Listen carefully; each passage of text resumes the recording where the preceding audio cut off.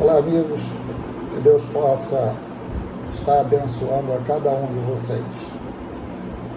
Hoje, dia 31 de outubro, é o dia que comemoramos oficialmente a Reforma Protestante.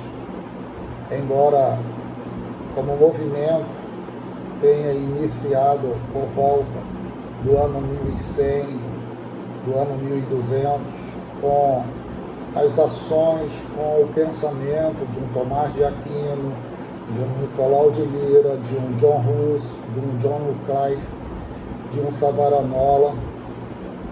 Esses homens, sem dúvida alguma, influenciaram o movimento que teve como figura exponente Lutero, mas outros, como Calvino, como Zwingli, eles também fizeram parte de toda esta mudança que a Igreja passa nesse momento, nesse período da história. Coube a Lutero ser designado como aquele que deu o pontapé inicial para que houvesse transformações no cristianismo da sua época. É importante sabermos que Lutero não queria rachar a igreja, não era essa a sua intenção.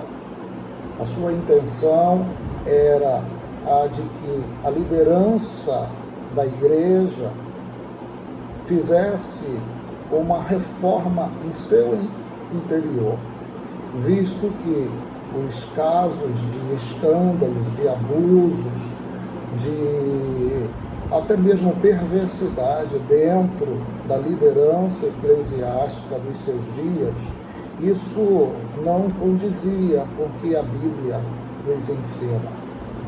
No entanto, essas forças se opõem a Lutero.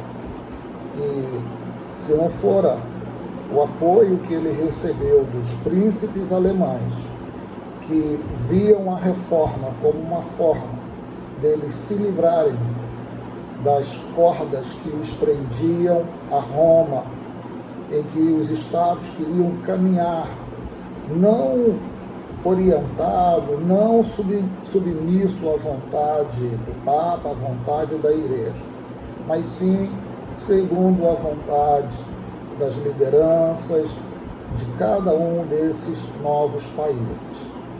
Lutero consegue realizar a reforma na Alemanha, e muito mais do que a reforma, Lutero começa a unificar a língua alemã, e não é à toa que ele é considerado o pai da língua alemã moderna. A reforma protestante, ela trouxe grandes transformações para a história, principalmente do Ocidente.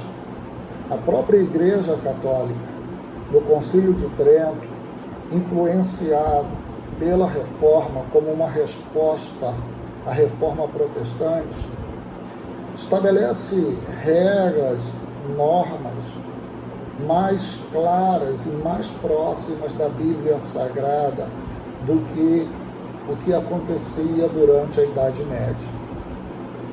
Mas, a partir da Reforma, o homem começa a pensar, o homem começa a trabalhar conceitos científicos que até então eram muitas vezes tolhidos pela Igreja.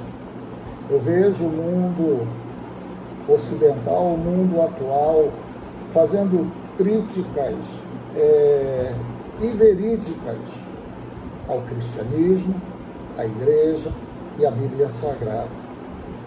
Porque toda a evolução que o mundo moderno experimentou tem como fenômeno inicial a reforma de Lutero ao final do século XV e início do século XVI.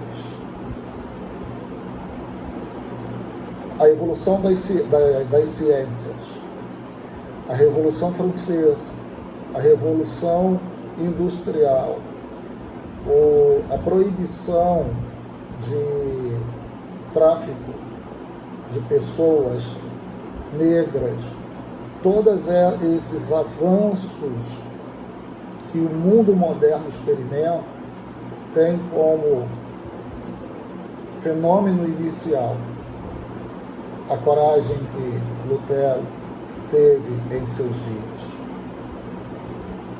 Precisamos, nos dias atuais, fazer uma leitura adequada do que foi a reforma para os seus dias, para que, como igreja, e independente de área, de ramo do cristianismo, entendermos que precisamos estar constantemente reformando as nossas ideias, os nossos conceitos e nos aproximando cada vez mais da Bíblia Sagrada como palavra de Deus revelada para poder abençoar os homens. A igreja não existe para que os homens sirvam à igreja. A igreja que Cristo instituiu é a igreja que tem que servir aos seus e servir ao seu próximo. A vida cristã é uma vida de serviço, de entrega, para que possamos ter uma sociedade melhor, um mundo melhor, uma vida melhor. Que Deus te abençoe.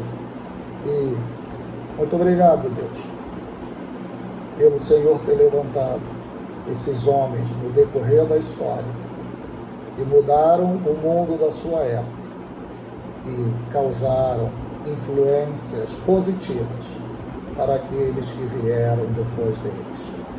Deus abençoe.